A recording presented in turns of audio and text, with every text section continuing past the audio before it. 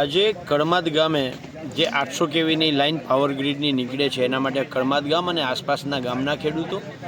એવી જ રીતે અમે અગાઉ જે 765 કેવીની લાઈનો મોરબી જિલ્લામાંથી નીકળે છે, માળિયા હોય, મોરબી હોય, આ બાજુ જામનગર હોય, બધાય અત્યારે પહેલો અમારો પ્રયત્ન એ છે કે આના 1885 ટેલિગ્રાફ એક્ટ શું છે, 2003નો ઇલેક્ટ્રિસિટી એક્ટ શું છે, 2013નો જમીન સંપાદનનો કાયદો શું છે,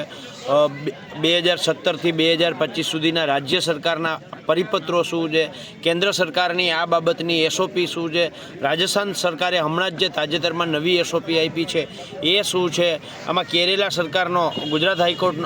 કેરેલા હાઈકોર્ટનો હુકમ શું છે, આ બધી જ બાબતોને લઈ અને ખેડૂતોમાં નાની મોટી માહિતી આવે, ખેડૂતો સંગઠિત થાય અને જે રીતે દક્ષિણ ગુજરાતની અંદર ગુજરાત ખેડૂત સમાજ, ગુજરાત કિસાન સંઘર્ષ સમિતિએ જે લડાઈ કરી અને ત્યાં 74 લાખ રૂપિયાથી લઈ અને 1 કરોડ 74 લાખ રૂપિયા સુધી 765 કેવીમાં જે જયેશભાઈ પટેલે વળતર અપાવડાવ્યું છે અને નવસારી કલેક્ટરે જે રીતે માર્કેટ ભાવે ખેડૂતોને વળતર આપવાનો હુકમ કર્યો છે, તો નવસારી કલેક્ટર જો હુકમ કરી શકતા હોય તો મોરબી કલેક્ટર કે સુરેન્દ્રનગર કલેક્ટર શું કામ ના કરી શકે? એટલે આ બધી જે ખેડૂતોમાં અજ્ઞાનતા છે એ બાબતે આખી માહિતગાર કરવા માટે અમે આ રીતે 8-10 ગામ ભેગા કરી અને મિટિંગોનું અત્યારે પ્રયોજન કરીએ છીએ અને હું આપના માધ્યમથી, આપની ચેનલના માધ્યમથી ખેડૂતોને કહેવા માગું છું કે આવતી 6 તારીખે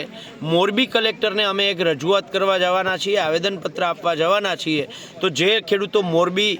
કલેક્ટરે સવારે 10 વાગે પહોંચી શકતા હોય તો એ લોકો પધારે એવું ભાવભર્યું આમંત્રણ સાથે આહવાન કરીએ છીએ.